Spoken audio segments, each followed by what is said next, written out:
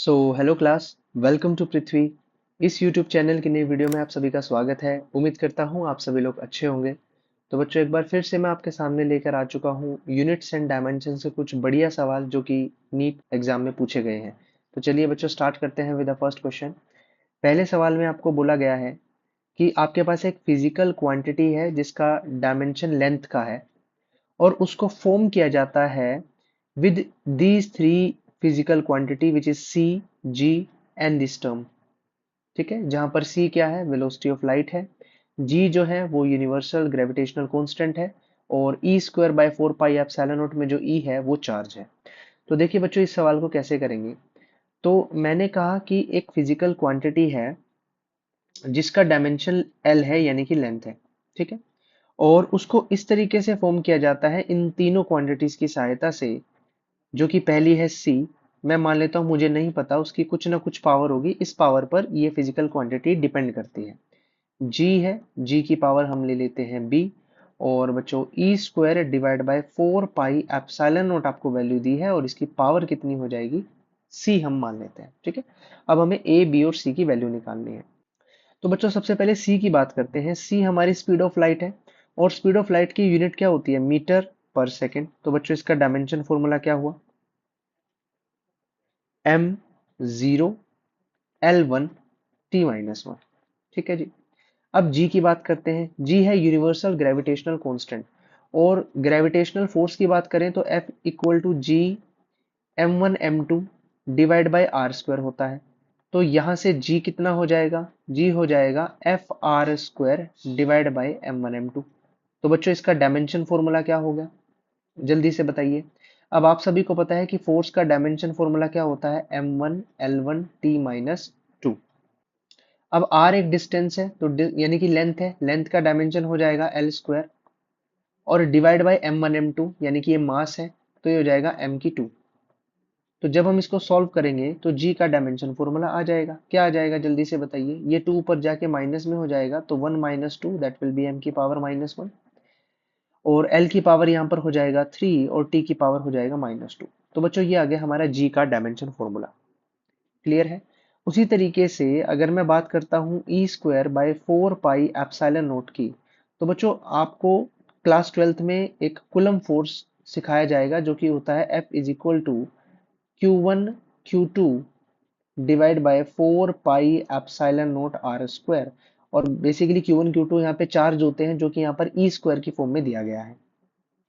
ठीक है बच्चों, तो यहां से हम बोल सकते हैं कि ई स्क्वायर जो है वो किसके बराबर हो जाएगा, वो बराबर हो जाएगा एफ इंटू में 4 पाई एप्सिलॉन नॉट इंटू में आर स्क्वायर।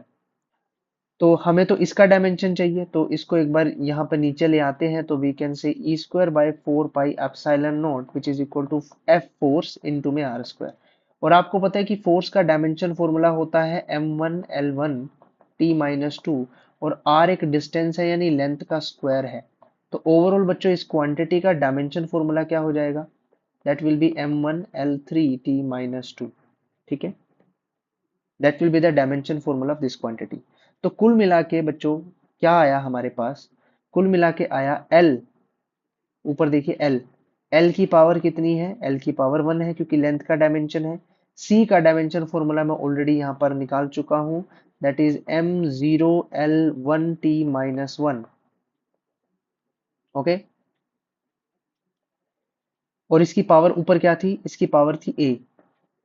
इनटू में बच्चों क्या है, G का डायमेंशन फॉर्मूला जो कि है m-1l3t-2, इसकी पावर है B। और इनटू में था ये क्वांटिटी जो भी मैंने बताई m1l3t-2 और इसकी पावर हो जाएगी C। तो बच्चों अगर मैं इसको फर्दर सॉल्व करूं तो यहाँ पर हो जाएगा L की पावर 1।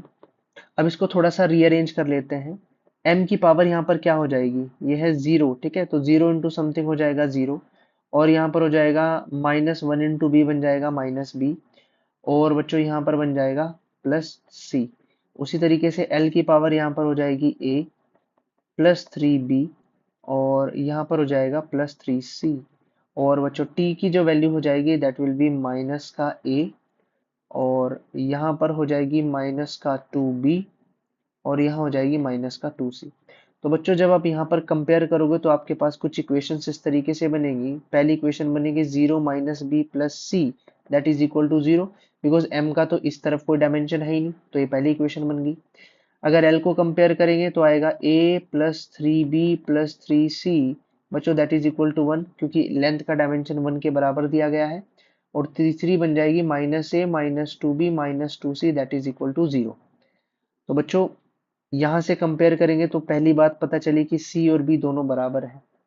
ए प्लस थ्री बी, और बिकॉज सी बी के बराबर है तो थ्री बी और थ्री बी बन के क्या हो जाएंगे, 6b इज इक्वल टू 1। एक बात यहाँ से पता चली। और यहाँ पर भी हम इक्वेट कर सकते हैं।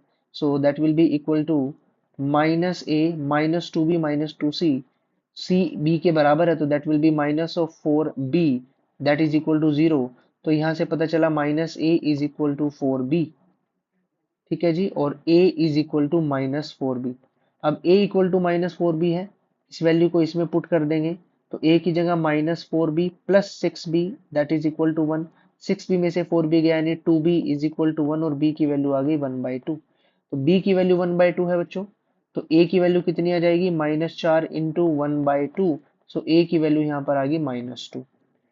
तो और b c के बराबर है तो c की वैल्यू भी हो जाएगी 1/2। तो फाइनली बच्चों आपके पास जो क्वांटिटी थी वो क्या आ गई, c की पावर a थी ना, कुछ ऐसे फॉर्म थी, c की पावर a थी और g की पावर जो थी वो b थी, और e square by 4 pi epsilon naught इसकी पावर आपके पास कितनी दी हुई थी, c।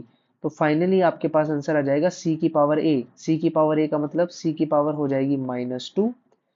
बच्चों g की पावर b है यानी 1/2, और e square by 4 pi epsilon naught इसकी पावर हो जाएगी c यानी कि 1/2।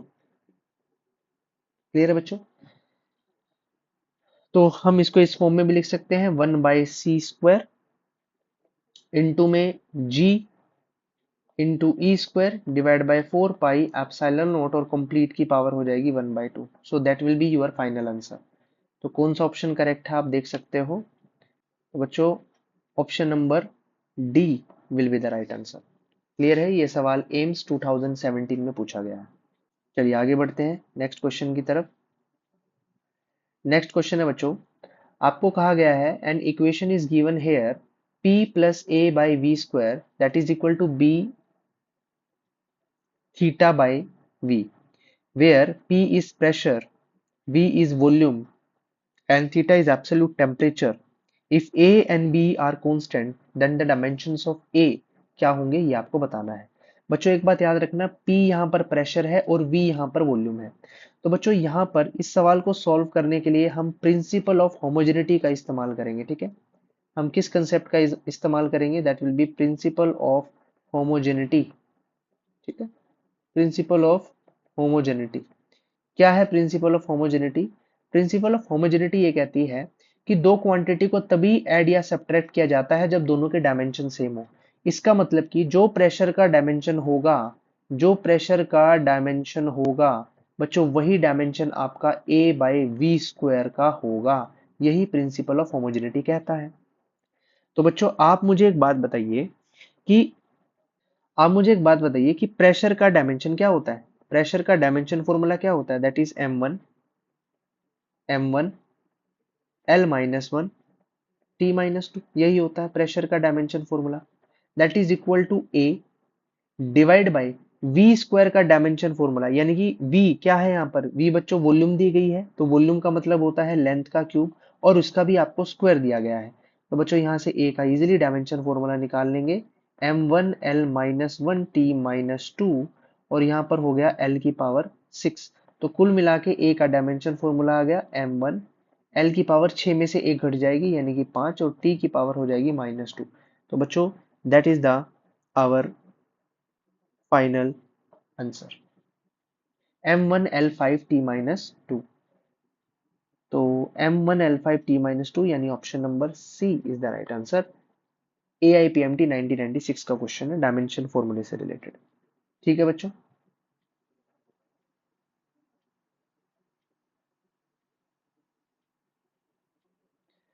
चलिए अगले सवाल की तरफ बढ़ते हैं। चलिए बच्चों, सवाल में क्या दिया गया है, सवाल में हमको दिया गया है कि एक मेटल की वायर है जिसका मास कुछ इस तरीके से दिया है, 0.4 ग्राम मास है, प्लस माइनस 0.002 का एरर है। बच्चों ये एरर होता है, ठीक है। रेडियस आपको दिया गया है 0.3 मिलीमीटर का रेडियस है, लेकिन एरर कितना दिया गया है, 0.001। देखो बच्चों, प्लस माइनस का मतलब होता है कि इतनी वैल्यू से वैल्यू ऊपर नीचे हो सकती है। प्लस माइनस का मतलब ज्यादा भी हो सकती है, कम भी हो सकती है। लेंथ आपको दी गई है 5 सेंटीमीटर, प्लस माइनस 0.02 सेंटीमीटर। आपसे पूछा गया है कि the maximum possible percentage error in the measurement of density is what. तो बच्चों इस सवाल का सॉल्यूशन हम एरर के कंसेप्ट से करेंगे। वैसे एरर का कंसेप्ट सीबीएसई में नहीं है, लेकिन नीट के सिलेबस में है। तो एक बात ध्यान रखेंगे, डेंसिटी में एरर बताना आपको। तो बच्चों डेंसिटी का फॉर्मूला होता है मास बाय वॉल्यूम। सभी को पता है density is mass by volume.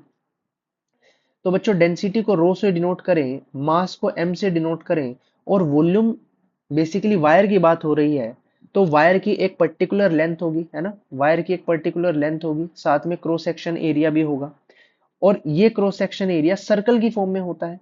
तो बच्चों हम वॉल्यूम को क्या लिख सकते हैं, pi r square into length, because volume is but area into length, यही तो वॉल्यूम होती है। तो क्या मैं डेंसिटी को ऐसे लिख सकता हूँ, बिल्कुल लिख सकते हैं। तो बच्चों जब भी किसी भी क्वांटिटी का अगर हमें एरर निकालना हो, तो किस तरीके से हम लिखते हैं, ध्यान रखना।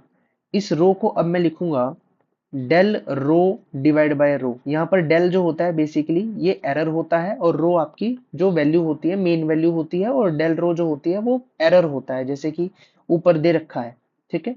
विच इज इक्वल टू मास, यहाँ पर एक वेरिएबल क्वांटिटी दी गई है, अब मास को हम लिखेंगे डेल एम बाय एम, बिल्कुल एज इट इज करके लिखेंगे। अच्छा पाई तो एक कांस्टेंट है, यहाँ पर दिया हुआ है आर स्क्वायर, तो आर स्क्वायर है ना, तो जितनी भी पावर होती है वो आगे लिख देते हैं, और फिर आर के अंदर कर देंगे हम डेल आर बाय आर की रेशो ले लेंगे। और उसी तरीके से लेंथ भी दिया हुआ है, तो यहाँ पर डेल एल बाय एल ले लेंगे, ठीक है। अब जैसे सवाल में ऊपर आपको सपोज करते हैं, भाई जैसे आपको रेडियस दिया गया है, तो रेडियस की वैल्यू कितनी दी गई है। अगर मैं बोलूं रेडियस की वैल्यू आपको कितनी दी गई है, तो आप बोलोगे रेडियस की वैल्यू दी गई है 0.3 प्लस माइनस 0.001 मिलीमीटर, यही दिया हुआ है। तो बच्चों यहाँ पर जो रेडियस होता है ना, ये वाली वैल्यू तो आर की हो जाएगी, और ये जो एरर होता है ना, ये होती है डेल आर की वैल्यू विच इज 0.001। अब इन सारी वैल्यूज को हम पुट कर देंगे। कैसे पुट करेंगे, ध्यान से समझे। अच्छा क्योंकि आपसे परसेंटेज एरर भी पूछा है, तो परसेंटेज एरर भी आप इजीली निकाल सकते हो। कैसे निकालेंगे देखिए, del p del rho divide by rho into में बस सारी जगह हम क्या कर देंगे, 100 कर देंगे। Del M divide by M कर देंगे, इनटू में हो जाएगा 100, प्लस 2 इंटू में del R divide by R into 100, और उसी तरीके से बच्चों del L divide by L into में 100 हो जाएगा, ठीक है। तो बच्चों इसको कैसे सॉल्व करेंगे, यही आपको आंसर निकालना है, तो इसको कैसे सॉल्व करेंगे। देखिए डेल एम बाई एम सवाल में दिया गया है ना।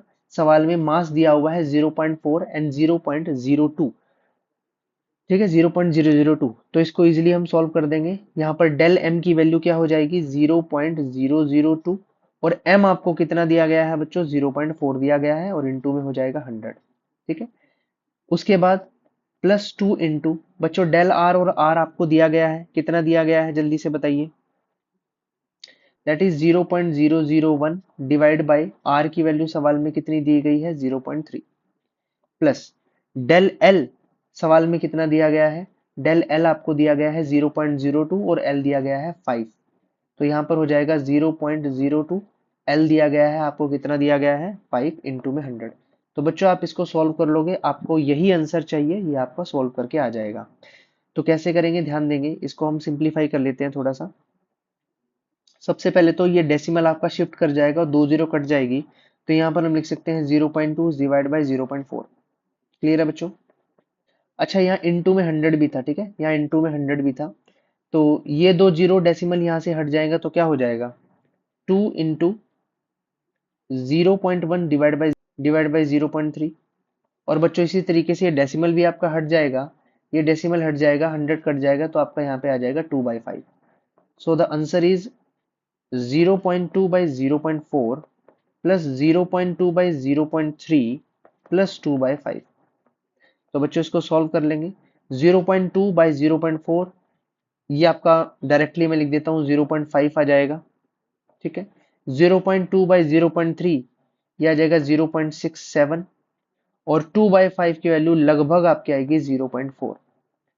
तो इनको एक बार हम ऐड कर लेते हैं, साइड में भी कर सकते हो। 0.5, 0.67 एंड 0.40, ये गया 7, 6 और 5 11, 4 15, यानी 1.57।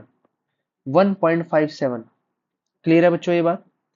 तो हमें चाहिए क्या, del rho divide by rho into में 100, ये वैल्यू आई है 1.57। तो ये आपका परसेंटेज एरर होगा। देखते हैं कौन सा ऑप्शन सबसे नजदीक है। 1.57 अगर आप ध्यान से देखोगे तो 1.6 के नजदीक है, तो option number D will be the right answer. Clear है बच्चों। अगले सवाल की तरफ बढ़ते हैं। ये भी बिल्कुल इसी तरीके का सवाल है। कहता है the percentage error in the measurement of g is given that. G का फॉर्मूला आपके पास इस तरीके से दिया है, एल की वैल्यू कुछ इस तरीके से दी है, टी की वैल्यू कुछ इस तरीके से दी है, और आपको आंसर बताना है। देखिए बच्चों, जी का फॉर्मूला क्या दिया गया है, 4 pi square L divide by T square. ठीक है। तो सेम वही परसेंटेज एरर निकालना है, तो del ji by g that will be equals to del L divide by l plus 2 into में del T divide by t. इस फॉर्मूले की सहायता से हम सॉल्व कर सकते हैं। अब ये 10 वैल्यू एल की है, 0.1 वैल्यू डेल एल की है, ऐसे ही 100 वैल्यू टी की है, प्लस ये जो 1 वैल्यू है ये आपका एरर है, ये डेल टी की वैल्यू है। तो अब सभी के साथ इंटू 100 भी कर देंगे, यानी कि del ji by G into में 100 which is equal to del L by L into में 100 प्लस 2 इंटू में del T divide by T into में 100। सॉल्व करेंगे बच्चों, क्या आंसर आएगा जल्दी से बताएंगे। डेल एल की वैल्यू सवाल में कितनी दी हुई है, 0.1 डिवाइड बाई एल की वैल्यू है 10 इंटू में 100 प्लस 2 इंटू बच्चों डेल टी की वैल्यू सवाल में दी है 1 और टी की वैल्यू दी है 100 इंटू में 100। तो बच्चों इसको सॉल्व कर लेंगे हम। तो एक जीरो ये कट गई और ये डेसिमल नीचे चला जाएगा, तो एक और कट जाएगी, तो यहाँ पर आ जाएगा 1 प्लस और 2 यहाँ पर जुड़ गया, यानी कि 3 आपका राइट आंसर होगा, यानी option number D will be the right answer. ये सवाल नीट 2022 के री एग्जाम में पूछा गया था। तो बच्चों एरर से भी रिलेटेड कई बार इस तरीके के क्वेश्चंस जो हैं वो देखने को मिल जाते हैं। तो बच्चों इस वीडियो के लिए हम इतना ही रखते हैं, मिलते हैं नेक्स्ट वीडियो में। Thank you everyone.